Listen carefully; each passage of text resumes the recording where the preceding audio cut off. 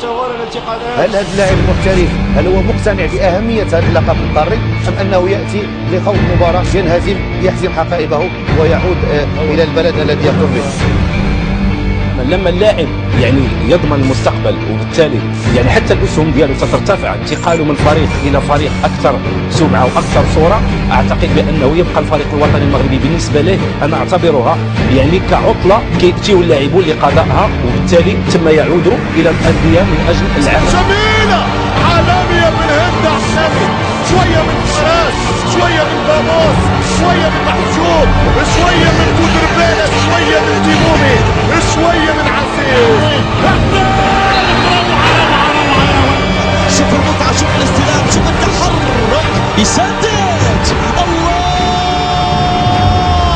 يا ولد، الله يا